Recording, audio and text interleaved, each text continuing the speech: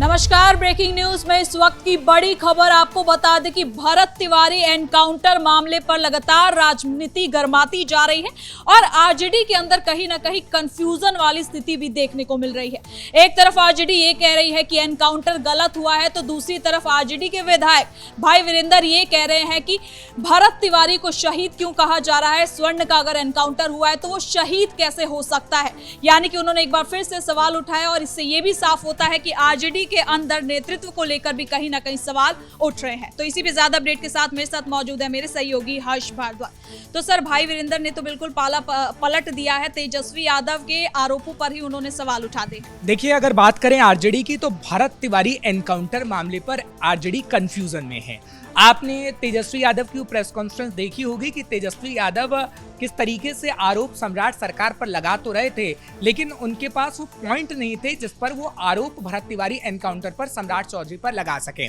ठीक बात है कि सम्राट चौधरी को लेकर कई लोग सवाल उठा रहे हैं और ठीक बात है कि इस एनकाउंटर को लेकर, भरत तिवारी एनकाउंटर को लेकर सवाल उठ रहे हैं, लेकिन आरजेडी जिस तरीके से सवाल उठा रही है, अब आरजेडी के भीतर ही गुटबाजी नजर आने लगी है इस भरत तिवारी एनकाउंटर मामले को लेकर। क्योंकि देखिए, जो बात अगर इनकी करें, जो आरजेडी के लीडर हैं भाई वीरेंद्र, उनकी तरफ से क्लियर कट ये कहा गया है कि दलितों को नक्सलवाद कहा जाता है, दलितों का एनकाउंटर होता है तो इतनी हाय तौबा नहीं मचती है, अगर मुसलमानों का एनकाउंटर होता है तो इतनी हाय तौबा मचती नहीं है, लेकिन अगर किसी स्वर्ण का एनकाउंटर हो रहा है तो बिहार में इतनी हाय तौबा क्यों मच रही है। अब देखिए, वो हाय तौबा बचाने की बात तो कर रहे हैं, लेकिन ये हाय तौबा कौन मचा रहा है? ये तो आरजेडी मचा रही है ना। और उनके लीडर जो सबसे सर्वोच्च पद पर है, नेता प्रतिपक्ष के तौर पर तेजस्वी यादव भी उठा रहे हैं। क्या भाई वीरेंद्र ने तेजस्वी यादव की वो पीसी नहीं देखी जब तेजस्वी यादव ये कहते हैं कि भरत तिवारी को किस तरीके से आपने एनकाउंटर कर दिया और इसके जिम्मेदार सम्राट चौधरी ही हैं? तो इस बात को क्या भाई वीरेंद्र ने नहीं सुना होगा? क्योंकि देखिए, जो स्थितियां आरजेडी के अंदर उत्पन्न हो रही है, यानी आपसी गुटबाजी और अलग अलग बयानबाजी, ये पिछले एक हफ्ते से कहीं ना कहीं नजर आ रहा है। और एक हफ्ते से नहीं, जब से राज्यसभा चुनाव हुए उसके बाद से हमने देखा है कि किस तरीके से खटपट नजर आ रही है। और बयानों में आप देखेंगे कि विरोधाभास नजर आता है जब तेजस्वी के खिलाफ ही आरजेडी के कई नेता बयान दे देते हैं। क्योंकि देखिए, अभी भरत तिवारी एनकाउंटर को लेकर तो तेजस्वी यादव अलग बयान दे रहे हैं और भाई वीरेंद्र अलग बयान दे रहे हैं, यानी तेजस्वी के बयान का विरोध करते हुए भाई वीरेंद्र इस वक्त नजर आ रहे हैं। तो सीधा सीधा आप ये कह सकते हैं कि अभी और भी लीडर सामने आएंगे जो तेजस्वी पर ही आरोप लगाते हुए नजर आएंगे और तेजस्वी के बयान का विरोध करेंगे। क्योंकि अगर हम बात करें भाई वीरेंद्र की या फिर और भी लीडर की, जो कि कई विधायक हैं, उनको लेकर ये कहा जाता है कि वो तेजस्वी के नेतृत्व को स्वीकार नहीं कर पा रहे हैं। भाई वीरेंद्र जब इलेक्शन हुआ 2025 के अंदर और जब वो वोटिंग करने आए थे,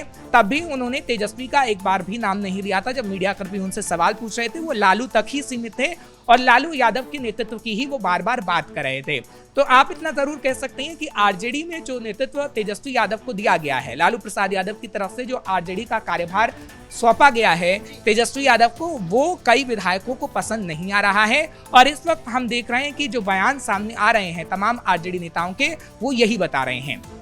क्योंकि देखिए, फैजल रहमान की बात करें तो फैजल रहमान का भी पिछले दिनों बयान सामने आया था। हालांकि वो बात राज्यसभा चुनाव को लेकर कर रहे थे, लेकिन उन्होंने भी जब बयान दिया तो उन्होंने तेजस्वी यादव के लिए एक शब्द तक नहीं कहा, क्योंकि तेजस्वी यादव आरोप लगा रहे थे कि अगर ऐसा उन्होंने किया है तो आगे आने वाले समय में हम कार्रवाई करेंगे। लेकिन तेजस्वी यादव ने फैजल रहमान पर इसलिए कोई कार्रवाई नहीं की कि अगर एक भी विधायक जाएगा तो उनके नेता प्रतिपक्ष की कुर्सी खतरे में पड़ जाएगी, इसलिए फैजल रहमान पर कोई कार्रवाई नहीं कर पाए। और फैजल रहमान ने भी उस वक्त कहा था कि हमें जो नेतृत्व स्वीकार करना था वो हम करते, लेकिन इसलिए नहीं कर पा रहे हैं क्योंकि हमें वो चेहरा चाहिए जो हम चाहते हैं। यानी कि सर, भाई वीरेंद्र का निशाना सरकार पर नहीं बल्कि तेजस्वी यादव पर है। बिल्कुल, देखिए, जो उनका बयान सामने आया उससे तो यही लगता है। और तो और अगर हम तेजस्वी यादव की बात करें तो तेजस्वी यादव अपने ही नेताओं से ऐसे घिरे हुए हैं जो कहीं ना कहीं बगावत कर सकते हैं और अपने ही नेता से सवाल पूछ रहे हैं। क्योंकि देखिए, एक एक करके अब हम बड़े नेताओं का भी जिक्र करेंगे, क्योंकि देखिए ये भी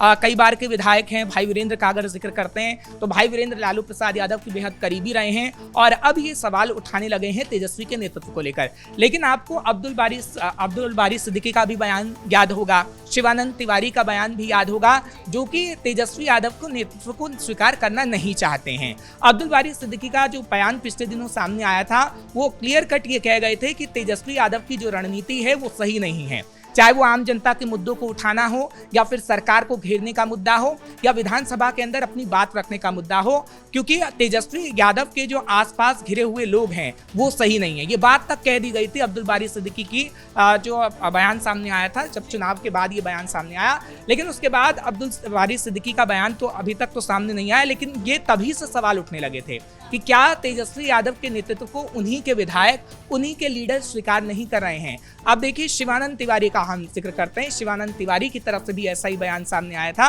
और शिवानंद तिवारी ने कहा था कि आरजेडी में कुछ ऐसी खामियां हैं जिसको दूर करना होगा। शिवानंद तिवारी भी लालू प्रसाद यादव के बेहद करीबी माने जाते हैं, लेकिन शिवानंद तिवारी ने सीधे सीधे नाम तो नहीं लिया था तेजस्वी यादव का, लेकिन तेजस्वी यादव की कार्यशैली पर कई बड़े सवाल खड़े किए थे। चाहे वो चुनाव की रणनीति बनाने को लेकर हो, या फिर जब वो चुनाव हार गए और 25 सीट आई आरजेडी की, और उसके बाद विधानसभा के अंदर उन्हें नेतृत्व करना था नेता प्रतिपक्ष का, लेकिन वो विदेश भाग गए। उसके बाद भी शिवानंद तिवारी ने कई बड़े सवाल खड़े किए थे। अब जो वर्तमान की बात करते हैं, क्योंकि देखिए वर्तमान में भी जो खटपट है वो साफ नजर आ रही है। मंगनी लाल मंडल का आप बयान देख लीजिए, क्योंकि अभी मंगनी लाल मंडल ने जो बयान दिया है वो तो खैर अपराध को लेकर दिया गया या फिर राबड़ी आवास को लेकर दिया गया, लेकिन इससे पहले का जो आप बयान देखेंगी, ये कहा जा रहा था कि मंगनी लाल मंडल को भी बदला जा सकता है और मंगनी लाल मंडल की जगह कोई युवा नेतृत्व आ सकता है। और तभी मंगनी लाल मंडल का बयान ये सामने आया कि कुछ आरजेडी में खामियां हैं और उस खामियों को कहीं ना कहीं दूर करना होगा, और लालू प्रसाद यादव के समय में ये खामियां नहीं हुआ करती थी। अब ये कहने का मतलब तो यही है कि सीधे सीधे वो तेजस्वी पर सवाल खड़े कर रहे हैं। लेकिन अगर सर बयान की बात करें तो जैसे कि इसमें कह रहे हैं कि स्वर्ण जाति वालों को आप शहीद कह रहे हैं, तो लेकिन जब एनकाउंटर होता है तो यही कहते हैं कि जातिवाद हो रहा है, जाति देखकर एनकाउंटर किया जा रहा है, तो यहाँ पर जाति कौन देख रहा है? देखिए, अगर हम बात करें पूरी आरजेडी की, तो बिहार की बात हो या फिर उत्तर प्रदेश की बात हो, तमाम जो नेता होते हैं या फिर राजनेता होते हैं वो जाति की बात जरूर करते हैं अपने वोट बैंक पाने को लेकर। और बिहार की अगर हम बात करें तो बिहार में आरजेडी ने किस तरीके से एमवाई समीकरण को साधा है वो हमने हमेशा से देखा है, और इसलिए वो जानबूझकर अभी भी अल्पसंख्यकों की ही बात करें, क्योंकि भाई वीरेंद्र ने एक बार नहीं तकरीबन 3 बार अल्पसंख्यकों के नाम का जिक्र किया और उन्होंने कहा कि कैसे मुसलमानों को खासतौर पर आतंकवादी आप बता देते हैं। मुसलमानों का एनकाउंटर होता है तो इतना बिहार में हो हल्ला नहीं होता, लेकिन सवर्णों का एनकाउंटर हो रहा है तो इतना हो हल्ला हो रहा है। तो सीधे तौर पर आप ये कह सकती हैं कि अल्पसंख्यकों को साधने का ये प्रयास था एक तरफ, और दूसरी तरफ अपने ही पार्टी के बड़े लीडर का विरोधाभास था, क्योंकि हमेशा से हमने देखा है कि मुसलमानों को साधने का प्रयास आरजेडी ने किया, लेकिन इस बार जब चुनाव हुए तो मुसलमान नाराज हुआ है तेजस्वी यादव से और पूरी आरजेडी पार्टी से। वो तभी नाराजगी दिख गई थी जब हमने मुकेश सैनी को देखा कि उप मुख्यमंत्री का दावेदार बनाया गया तेजस्वी यादव की तरफ से, और ये कहा गया कि जब हमारी पार्टी जीत जाएगी तो मुकेश सैनी को हम उप मुख्यमंत्री बनाएंगे। लेकिन ओवैसी की तरफ से सवाल उठाए गए और आरजेडी के खुद के अंदर के लोगों ने ये सवाल उठाए कि आखिर ऐसा कैसे कर दिया गया, और जिस मुसलमानों की बात आरजेडी करती थी उस मुसलमान को आरजेडी ने क्यों इग्नोर कर दिया। तो सवाल ये पहले से उठ रहे हैं, लेकिन अब एक एक करके सवाल खास तौर पर इसलिए सामने आ रहे हैं क्योंकि अब ये कहा जा रहा है कि तेजस्वी वो काम आरजेडी में नहीं कर पा रहे जो उन्हें करना चाहिए था।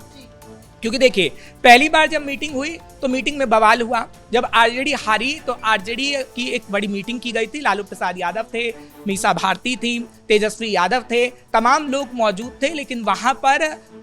तेजस्वी यादव के खिलाफ नारेबाजी भी हुई थी, और वो विजुअल भी हमने अपने दर्शकों को दिखाए थे कि किस तरीके से जब मीटिंग हो रही थी तो मीटिंग के बाहर नारेबाजी लग रही थी कि ये कुछ रणनीतियां ऐसी रही जो फेल हो गई और उसमें बदलाव करना होगा। क्योंकि देखिए, चाहे फिर उम्मीदवारों का चयन को लेकर हो या फिर उनकी तमाम अन्य रणनीतियां हों, वो बुरी तरीके से फेल हो गई, और इसी वजह से ये कहा जा सकता है कि तेजस्वी का तब से लेकर अब तक विरोध हो रहा है। और भरत तिवारी एनकाउंटर पर जो हम विरोध देख रहे हैं उसमें तेजस्वी यादव का बयान अलग आना, आरजेडी नेताओं का बयान अलग आ जाना, ये साफ तौर पर ये दर्शाता है कि आरजेडी के अंदर काफी गुटबाजी, और इस गुटबाजी को तेजस्वी को खत्म करना होगा, बशर्ते तेजस्वी यादव आरजेडी पर ध्यान दें, क्योंकि तेजस्वी यादव आरजेडी पर ध्यान न देकर सम्राट चौधरी पर ज्यादा ध्यान दे रहे हैं, और सम्राट चौधरी पर ध्यान कम देकर अगर वो अपनी आरजेडी पर ध्यान देंगे तो शायद ऐसी नौबत नहीं आएगी। बहुत बहुत धन्यवाद सर इन तमाम जानकारी के लिए। तो कुल मिलाकर आपको बता दें कि एक बार फिर से आरजेडी के अंदर कंफ्यूजन देखने को मिल रहा है। भरत तिवारी मामले पर आरजेडी के अलग अलग नेताओं के अलग अलग बयान आ रहे हैं, और जातिवाद पर सवाल उठाने वाले